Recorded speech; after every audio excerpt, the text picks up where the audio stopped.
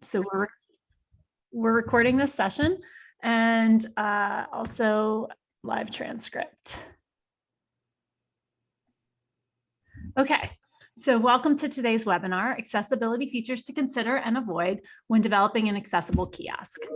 My name is Laura Bonello Miller, and I am Vispero's Corporate Business Development Manager, and I am in the area of kiosk accessibility. So some housekeeping items in case you didn't quite notice. This session is being recorded and we will email everyone the recording after the event. We have live captions available, so please feel free to use them as needed. And lastly, if we have time for a live Q&A, which we should, please use the Q&A box and we'll answer as many questions as we can at the end of the presentation. Excellent. So in this webinar, I will interview Peter Jarvis, who you see here, Senior Executive Vice President of Storm Interface and Founding Director of Storm Interface. And Peter will answer some questions about what accessibility features should be considered when developing a kiosk, an accessible kiosk, mistakes to avoid, and at which point in your project you should be thinking about proper assistive technology components. Also joining us today from Storm Interface, hey, Nikki Shaw, U.S. Operations Manager and point of contact for U.S.-based inquiries. So let me first set the stage. Kiosks are found in most every vertical industry and serve a variety of functions. So it's important to note that kiosks are typically a combination of hardware and software locked down into a closed system in which users cannot add their own devices or software to assist them in navigating or interacting with the machine. So whatever is on the machine is what they're able to use. This is done for security purposes so that malevolent individuals cannot grab user data through gaps in security via USB, putting a USB on the kiosks, or using the addition of spyware or any other, keystroke monitoring or anything like that. So this matters because a kiosk deployer, when they decide what they're putting on the kiosk, that's the only thing that can be used by someone. And so that's the only hardware and software available to a user. So what you include on your kiosk deployment is the only accessibility feature or accessibility device software that can be used by the user, by the kiosk user. So Peter, why is this sort of information important? Oh, you need to unmute. Did I keep you muted? Let's see. There you go. Okay. Can you hear me now? Yep. Okay, good. I think it's probably important to understand the problem because obviously when we talk about kiosks in public places, we talk about accessibility. Well, why would a kiosk not be accessible? So we're really going to address quite a simple problem, or it's a simple problem to explain, maybe a more complicated problem to solve. The problem briefly is those who for any reason cannot see, read, or interact with a touch screen are effectively denied access to the products, services, or information that's being offered through that kiosk, through that self-service technology. So to be compliant with the Americans with Disabilities Act and the Veterans Rehabilitation Act, we have to provide an alternative means for those people to access the information, products, and services. They have to be able to access that information through non-visual means, for instance. So basically, what we're going to address today is first of all, how can we improve accessibility to the content that's being offered on the kiosk to those people who can't see, read, or physically interact with the kiosk. Does that explain the problem fairly clearly? Absolutely. And I would note that this is applicable to international standards as well as ADA, which you mentioned. And also, Absolutely. just I did the introduction, but I didn't actually say what STORM interface is. And I just want to point out, you can, for those that are sighted, they can see that your background includes that input device in the back. So STORM manufactures accessible technology input devices for kiosks. And so that's sort of where this interview is sort of a great combination, because TPGI and the Vispero parent company do JAWS screen reader, which is the screen reader that you put on kiosks so that it can audibly text to speech. It can share what the content is on the screen, and then the screen reader, the input device that STORM has there, is the way that you can navigate through the technology, the screen. So they work together. You can't really, you can use an input device if you're sighted and not need a screen reader. However, if you're not sighted and you have an input device, you need a screen reader to hear what's happening.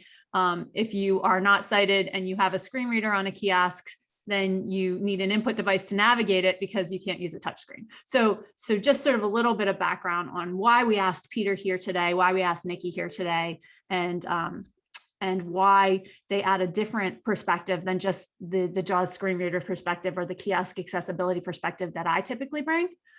Peter is a much more he comes from the other side of things in terms of the hardware and the input device. Is that a good summary, Peter? Absolutely. In fact, it's a very important point you make here, is I come from the dark side. I come from the mechanical engineering side of the business. But one of the most basic pieces of information that we can share is that it doesn't matter how good the hardware interface is. And we're very proud of the tactile interface that we generated. But without the right software, without the right customer interface software in place, the mechanical device is useless. It's not an exaggeration to say that we've had highly qualified engineers who have purchased one of our tactile audible content navigation devices, and they've expected to bolt that to the front of the kiosk and plug it into a USB port. And for that device to somehow magically understand what their kiosk function is, and to generate content and audio programs, and expect it to actually be a compliant device and installation straight out the bat.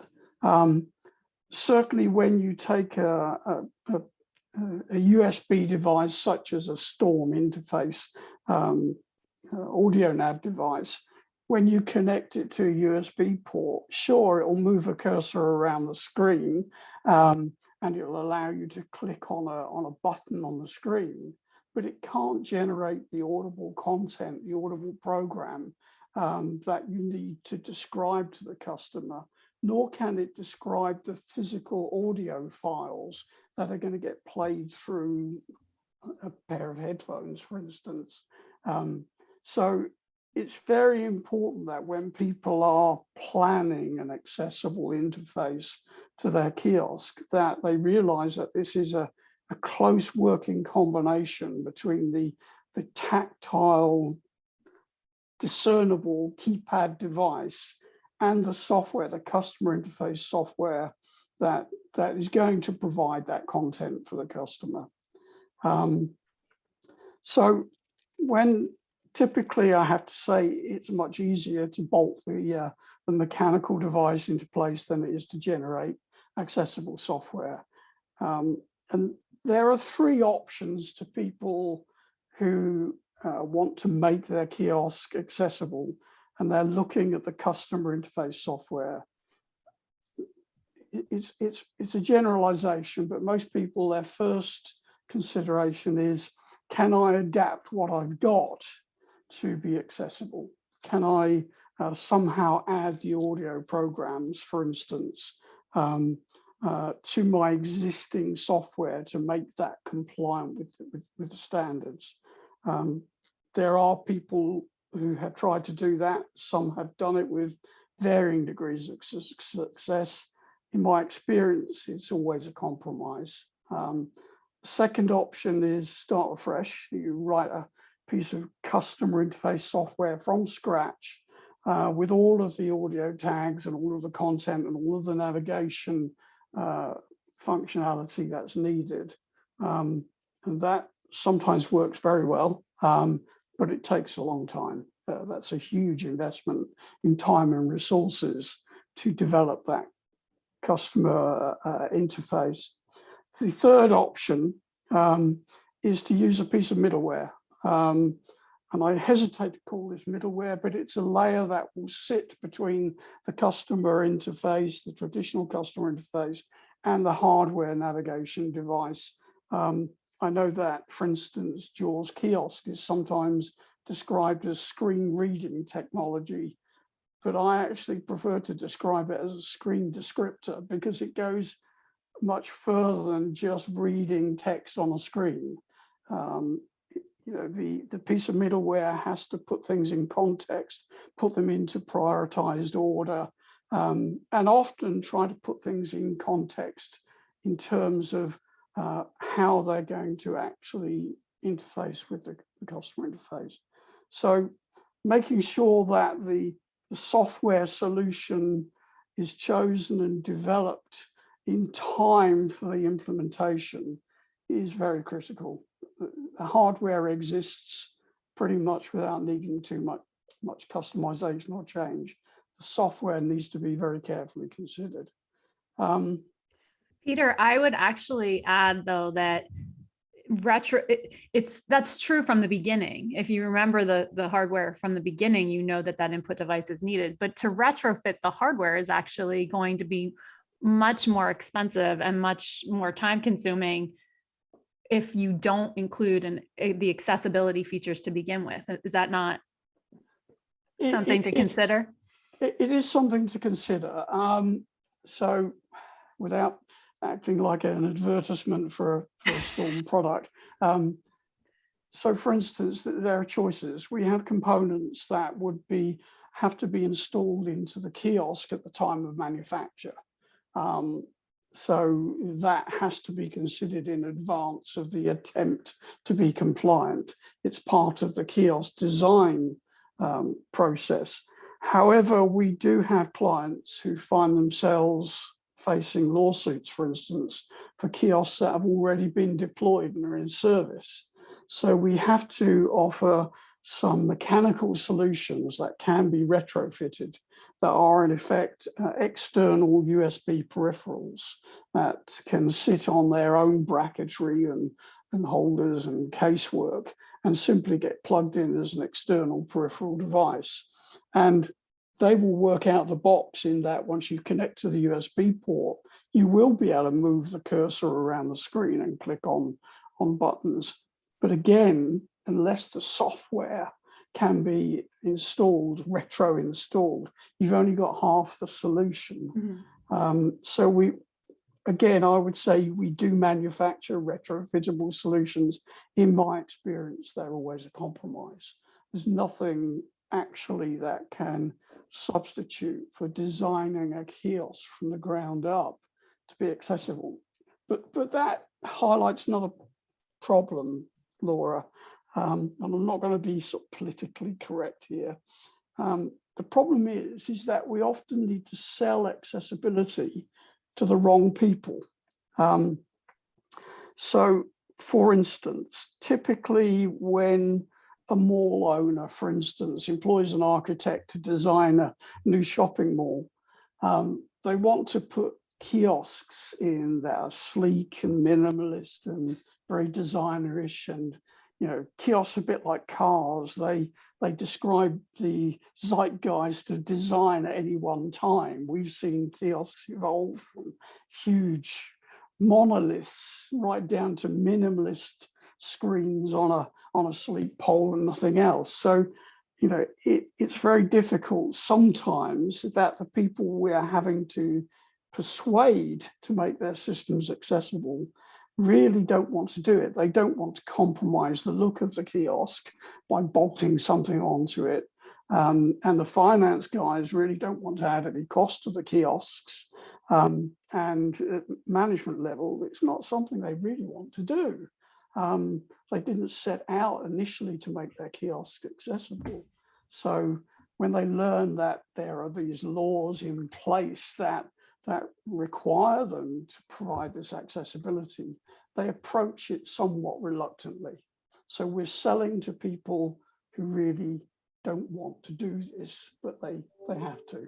So yeah, again, if we can design accessibility in right at the start of the kiosk design process, we can make sure that it's unobtrusive, that it doesn't create negatives for a majority of the users or for the kiosk designers or even the shopping mall who's deploying those kiosks. So yeah, you're right. The earlier we can start the process designing accessibility, the easier it is, the more successful it is. And let's put it this way, every delay in designing it in makes it more expensive.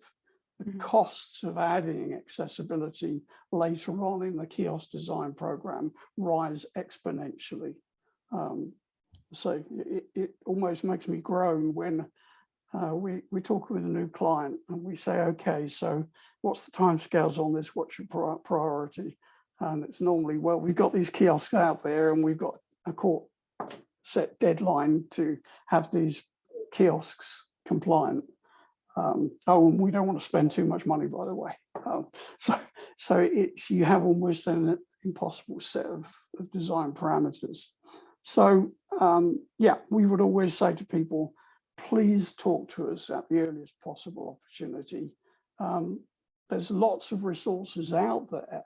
I mean, for instance, I know the Paciello Group have some excellent best practices guidelines, which you make available to people, which can help people to address the software side of it and how that software will interact with the hardware.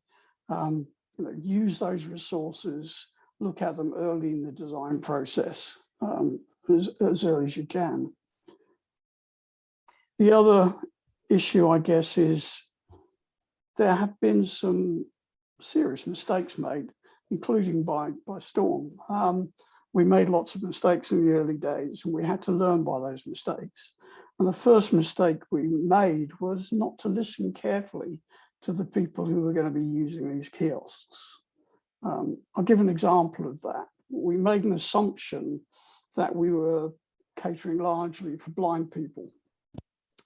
We didn't consider that huge proportion of the population who couldn't read for other reasons, cognitive reasons or physiological reasons. We assumed that people had no sight. We didn't really cater for partially sighted people. And in fact, I can remember in the very early days, we had one client who said to us, well, when we have someone who's blind, who's using the kiosk, we may as well turn the screen off. We don't need to worry about the content on the screen. And it didn't take us very long to realize that most people who are registered as legally blind still have some visual perception. So that they were very aware of screen changes. So we needed to encourage the software designers to make the screen content as dynamic as it could be, so that people who had some residual light dark perception or were fully sighted but just couldn't read the text on the screen could actually see what was happening on the screen, could sense those responses to their actions on the keypad. So, you know, there are a lot of resources out there. There are a lot of people who will freely offer advice to help people who are trying to implement accessible kiosks get this right first time. Sorry, I'm talking at you, Laura. I don't mean to do that. No, you're good. You're good. So what you said a little bit about what we usually get wrong, but one of the things that you mentioned earlier was the Veterans Rehabilitation Act. And I know that we had a question come through about that. Just was curious if you can expand on that. I know a little bit about the fact that it just passed fairly recently. It sat for a while, right? Yes, it did. the law was enacted in 2010, I believe, from memory, without looking at my reference material. But it had to be implemented by 2016. So it was in 2016 that the regulations started to bite, that you had to basically make a proportion of all kiosks deployed in the field accessible by that 2016 date.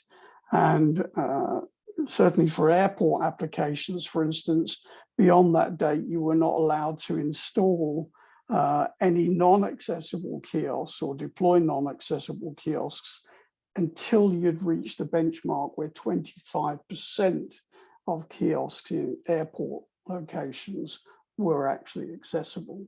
So yes, this legislation has taken a while to be implemented and to be enforced. Interesting now, it's really through private lawsuits that the legislation is being policed. That also raises another point, Laura. We talk about compliance with this legislation, which is very difficult because we're often asked, okay, if we use your device, will we comply with the requirements of ADA, Americans with Disabilities Act? And we always say, you will be compliant with the relevant requirements of ADA as it refers to the tactile interface to the kiosk. But there isn't really anybody outside the judiciary who can define whether something is compliant with ADA or not.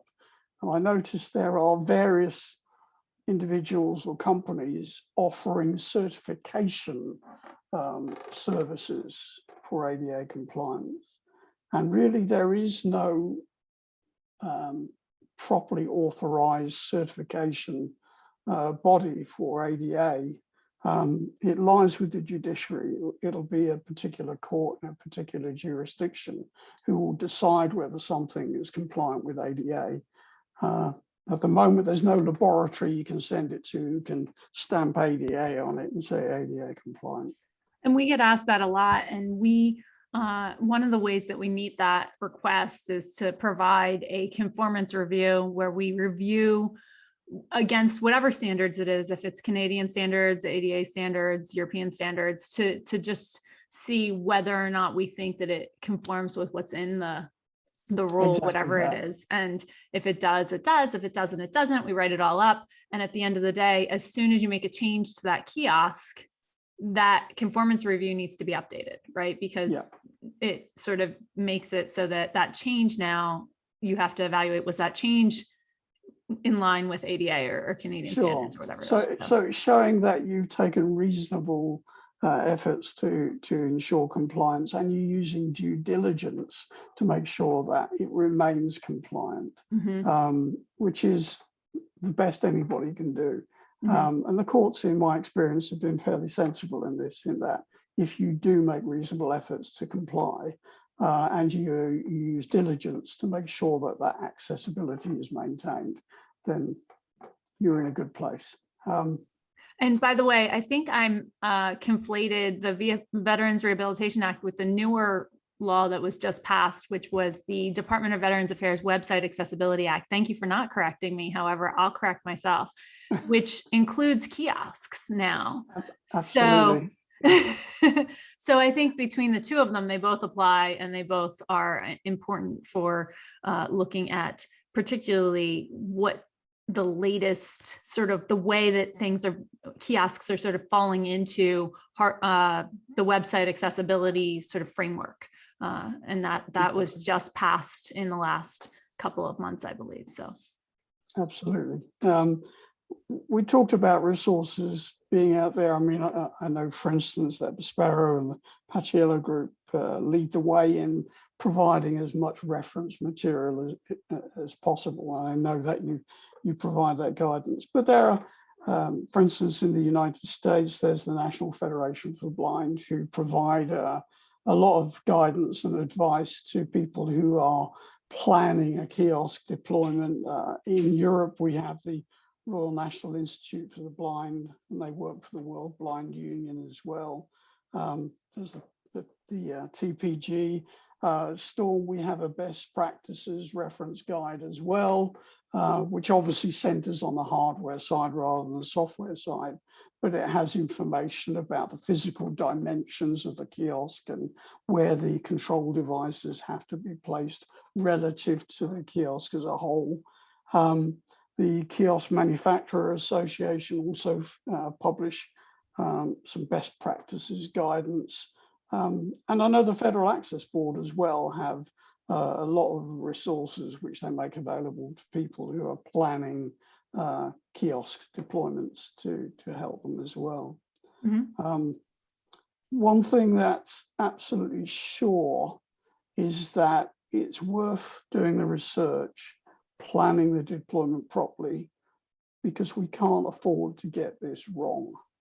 The courts are fairly tough when people ignore the regulations or the requirements, and we've seen some very high profile settlements or judgments over recent months with global brand names being held to account for non-accessibility. I'm pleased to say that seems to be changing. There's an increasing recognition of the need to comply with these standards. They're not optional, they're mandatory. Mm-hmm. So absolutely important to get it right first time. I always say when we talk with a kiosk client, everybody knows about the 5 stages of bereavement. Well, I have the 5 stages of accessibility enlightenment. And they go something like this. First is disbelief. You're telling me that there's a law which tells me how I have to present content on my kiosk. Yeah, you get that disbelief. Then you get the resistance and avoidance, which is, no, this can't be right. This applies to situations where there's no sales assistant available to help people. So that doesn't apply to our particular sector. That gives way to a begrudging but conditional acceptance. Well, I suppose we have got to do this, but if I put a button on it that rings a bell when someone needs help, well, that surely will do this. Or what's the bare minimum? What's the least I can do to make it accessible, right? Yeah. Like, what's that bare minimum? I get that a lot. Yeah, when you ask the question, what is it you're trying to achieve here? Are you looking to comply with the standard, or are you looking to make your kiosk as accessible as it can be? And they normally say, oh, we want it to be as good as we can, but you very quickly realize actually we just want to get a minimum to achieve compliance. And then there's the final one, well, not quite the final one, the 4th one, which is realization that this has to be done, and it has to be done very quickly because we're facing a lawsuit. And then, of course, the final one is where the company issues a media release claiming that it was all their idea in the first place, and that there is an agreed and ambitious plan to make our systems accessible, and we want to be serving all our valued customers. So they're the sort of 5 stages that our clients usually go through. Mm-hmm. 5 stages of enlightenment, I call it. But anyway, I'm sorry I'm talking. No, that's great. That's why we have you here. I think one of the things that I learned from you all that I appreciated was there was a DOJ statement that was released about accessibility for kiosks. And it was basically like all of the things that are said and done in the ADA, if it, at the end of the day, is it able to be used by someone with a disability, basically is the statement. Like that's the bar. Is it usable by someone with a disability? Is that, am I paraphrasing accurately, would you say? Yeah, yes. I mean, we don't live in a perfect world, and we can't design to make everything equal. I mean, equal access to information products and services is a difficult concept, because if we take something like a wheelchair ramp into a building, yes, that's a provision to allow access in the building, but is it as quick or as easy as for someone who can walking up steps? probably not. You're providing access to a particular service, but is it equal in its access? That's a subjective thing. When we talked about the things that we got wrong, for instance, one of the most sobering things I learned was that there are skills which some sight impaired users develop, which I hadn't realized as a sighted person. And the first thing that I remember was when we played back an audio program through one of our devices, that the user wanted to speed it up. They were frustrated because it was speech at normal speed. And when I asked about this, they said, okay, well, when you grew up reading, learning to read text, do you read at slow speed, or do you read as fast as you physically can to get through the text? And I said, well, yeah, I read quite quickly. I read as quickly as I can read. So, well, we've grown up listening to machine generated speech. So, you know, I can understand machine generated speech when it's played at 5 to 6 times the speed of the spoken word. I had never realized that before. So we then realized that when we were actually presenting a lot of content, a lot of text content audibly through an audio program, that those users would want to wind up that speed to an extent that as a normally sighted person, I couldn't hear it. I couldn't follow what that audio program was saying. So again, we made assumptions that didn't hold true. The people we were designing for had different needs than those which we assumed, which again tells me we were doing it the wrong way. We should have been talking to the customer base first, not doing what we thought was right, but doing what they needed us to do. So that was quite an embarrassing mistake for us. I think you're muted, Laura. Thank you. And we've seen that absolutely, and that's one of the features that you use, that some of your devices will allow. Well, all of your devices allow for the modifying of the speech speed, particularly with JAWS. But your audio EF, which is the device that you have shown there, has the extra buttons so that can be used in that way if someone so chooses.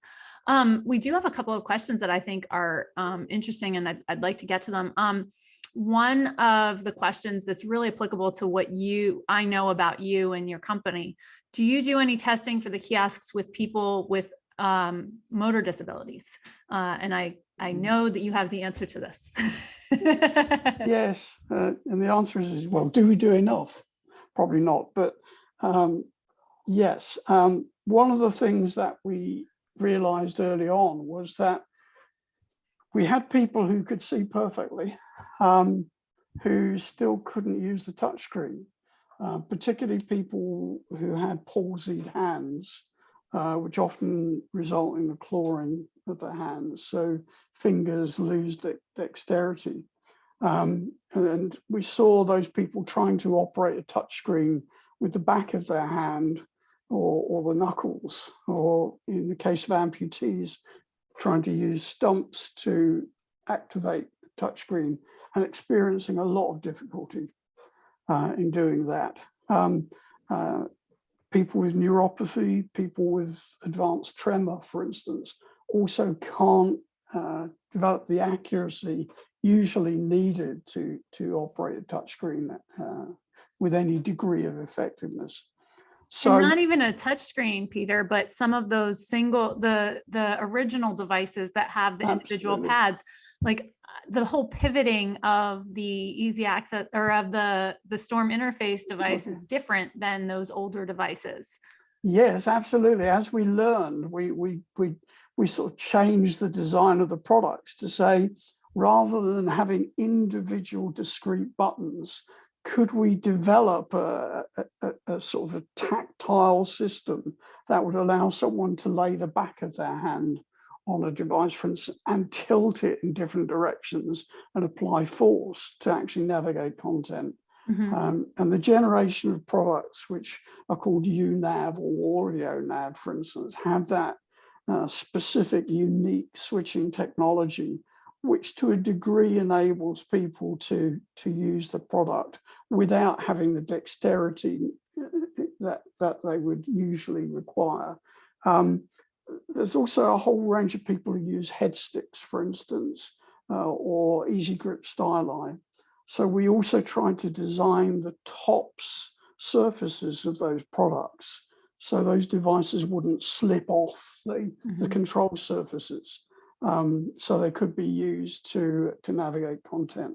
And we've had some great feedback from people who use the products and have said some nice things about what we're doing.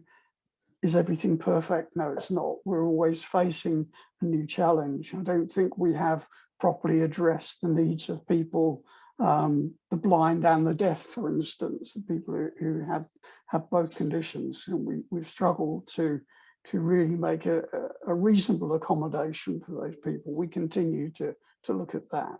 And a solution for that would be a refreshable Braille display, which would either be added as a third-party type of device, if that were at all possible, or as sort of a standard part of the kiosk. We haven't seen a lot of demand for that yet, but that would be the next generation of accessibility. Absolutely. And of course, the challenge with all of these interface devices is we have to make them so they can be sanitized, so they can be disinfected and washed and used. For instance, people with palsy, for instance, one common symptom is they tend to drool a lot. So on voting machines, for instance, where we need to have a device that we can pass to someone for them to use in a wheelchair, quite often that will need to be sanitized between each user, i.e. by dunking in disinfectant fluids, for instance. So there are always new challenges that we can face.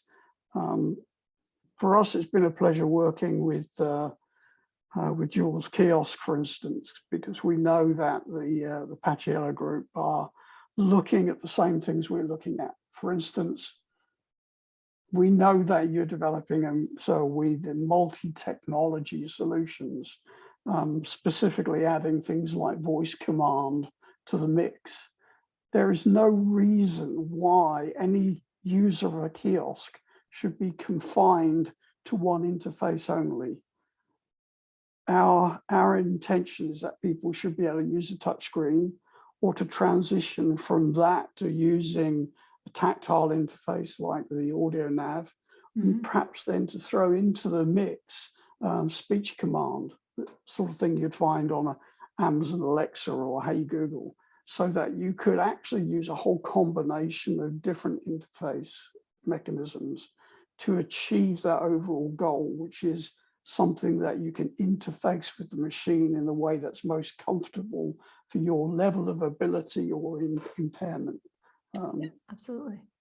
So Peter, we have a couple of other questions. One, which I think shows the wide range of sort of knowledge of the folks that are coming into this. One is about using kiosk. What standards make kiosks accessible for people in a wheelchair or in other mobility devices?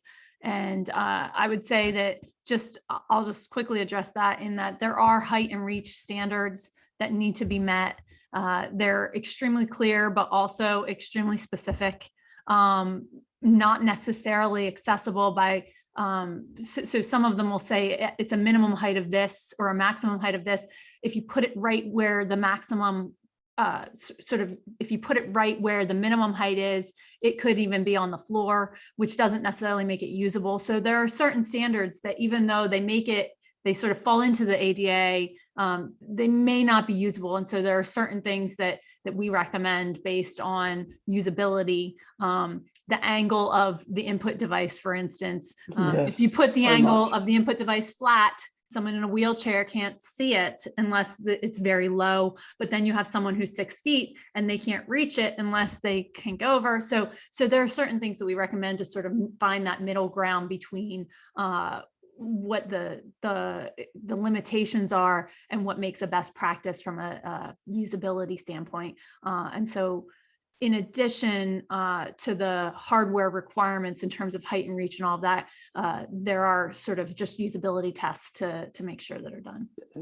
And even the sort of access way to the kiosk, I mean, Very the true. number of steps that you might need to negotiate to get to the kiosk, for instance, it's no good having something at wheelchair height if you've got to go up a flight of steps to get to the kiosk in the first instance. And So I have again, seen that, by the way. yes. Oh yes, well, common mistake. So definitely ADA, and as you rightly said, even the tactile device. I struggle with it. The Americans, I think, understand and refer to it as a tactily discernible input device, which is a real mouthful for me. But even the angle that the device is set at, the ideal way is to actually set it into a pocket, as it were, so that people with tremor, for instance, actually have something that will hold the hand positioned over the top of the device. So there's a kiosk project that both you and I have been involved in quite recently, and we were asked to design the optimum place to put the tactile device, which we did, but it did mean that the device would stick halfway into the cavity of the kiosk and halfway out, but that was the optimum place. Mhm. Unfortunately, physically not able to be mounted into that kiosk. So yes, absolutely, but all covered under ADA in the Veterans Rehabilitation Act, Section 508, if it's a government project, for instance. So yeah, there's a lot to be thought about there. The other thing is illumination. It really helps if the product is illuminated. Simply finding a jack plug socket, for instance, to connect your headset into, illumination is a huge help. If you can light that jack plug socket with a bright white light, it's amazing. We see people with virtually no sight hunting around the kiosk, trying to find the headphone socket. And all you need to say is search for the white bright light, and you'll see them almost put their nose on the kiosk and start scanning, and it helps them to find that. So that there are things that can be done over and above ADA compliance, which will help people. I think having that audio jack in the actual input device is also helpful, which is what Storm does. And first of all, it makes it easier. You don't have to do two different things, right? It's just one. But also including that audio jack onto the input device means that that folks know, if they can recognize the input device, that that's where the headphone goes. And so it becomes a more common sort of place to look, and it avoids having to find two different locations, one for the audio jack and one for the input device. So I find that to be a really nice feature. And it also means that you're not paying for two different things. It's all in one. But a question that came up here is one about iPads, and whether, when we've seen these everywhere, right? They're all over the place in terms of iPads or even Android tablets, any tablet that's just a touch screen, and then doesn't either have any input device or how is the screen reader even activated, I guess. And so what is your opinion of using an iPad check-in kiosk? Can it meet ADA?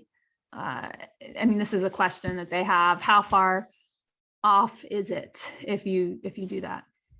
Okay, well, tablets use in places of public accommodation. There have been a number of lawsuits that have set precedent on this, and they haven't come out well. And I know that the major manufacturers of tablet technology are all looking at what can be done to make those devices ADA compliant.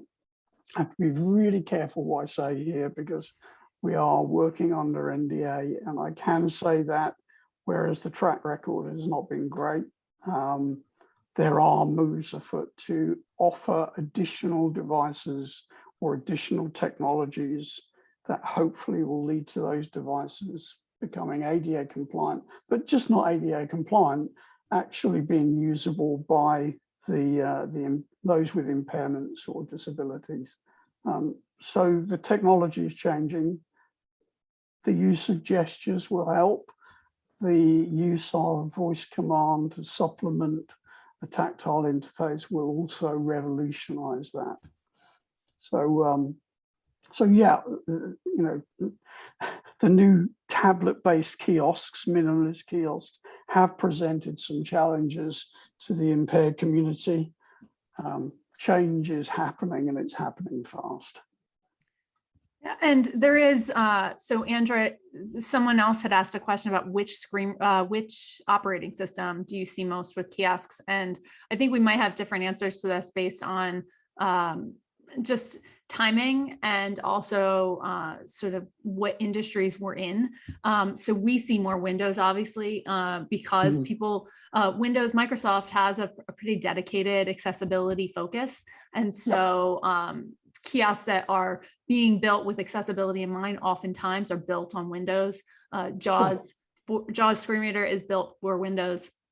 It is it has enterprise support and things like that. And so that tends to be where we see more kiosks being built. However, that doesn't mean that, I mean, Android is extremely popular. TalkBack is the screen reader for Android.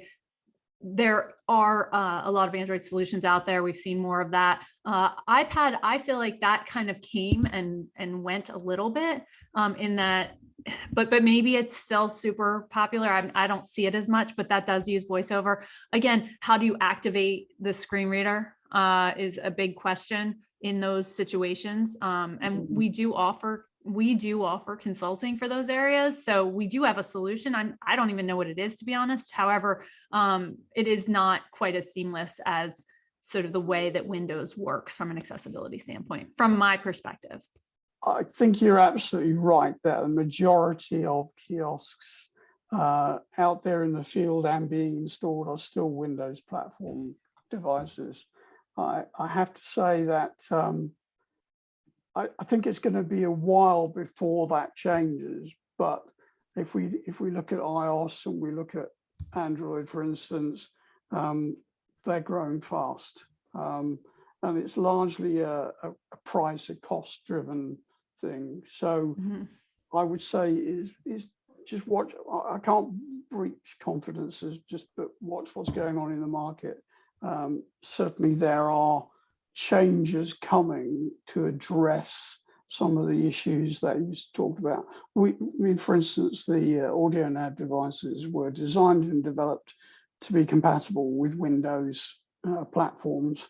We've recently announced an iOS product that will work effectively with iOS and with the accessibility features included in iOS.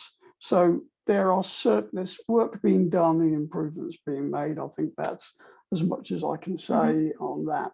But no, you're right. Windows is still the dominant platform, and it will be for some time to come. Excellent. Okay.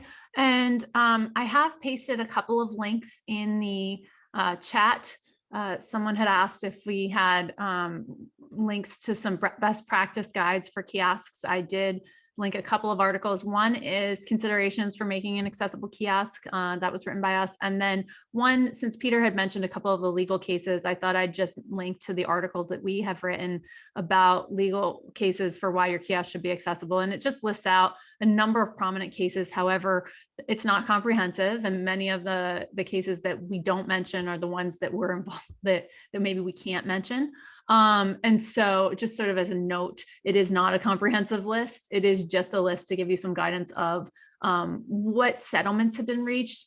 And I would say almost, and Peter, you can correct me from your knowledge, because I think you've seen a lot more of this, almost exclusively when settlements are being reached, it's an agreement to add a tactilely discernible input device and a screen reader. I mean, that's sort of where they're setting that bar from a court case perspective is. Yes. And maybe I did not. Oh, people are saying they can't see my links. I said, I only sent it to all panelists. See, you guys, I needed the assistance. Thank you. I will send it now again, only this time to everyone. Oh, maybe I can't. Oh, and attendees. Here we go. Multitasking. Maybe it's not my skill set. We'll try that again. Peter, if you have a link you want, or Nikki, if you have a link you want to post, feel free to do so. And in fact, I can link to the assistive technology products at minimum so that folks can check those out just to see what Peter was talking about with the pivoting and the ability, the tactile.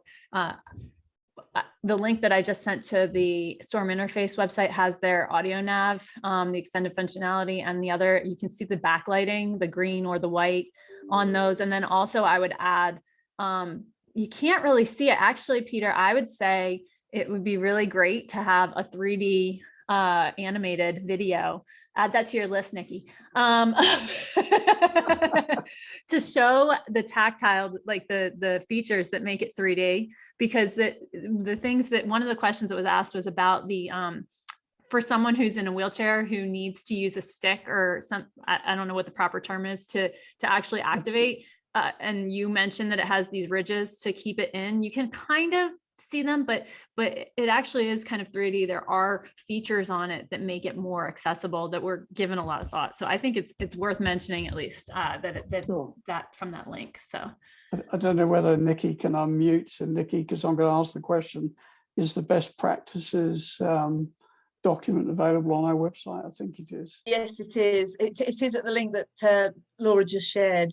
I think it's in the FAQs. is it? I'll see if I can find it and pull it up. About where would the FAQs be? I'm looking On that page you just linked to, if you scroll down. Oh, really? About downloads, contact manufacturing news home. I don't No. see it. Let me go back to the link that you just shared. Hold on a memento. That's okay, and we can get that to you. So in addition, if there are any other questions, now would be a great. Someone asked about standards for public transportation. Maps or even train will arrive in type signage outside of Yale of live braille updating. That was a question. Yes, in fact, I would roll that in under smart cities programs, for instance, where integrated transport systems are an important part of any smart cities implementation. Famously, New York got it wrong in their first attempt, where the terminals, the street side terminals, were not in any shape or form ADA compliant or accessible.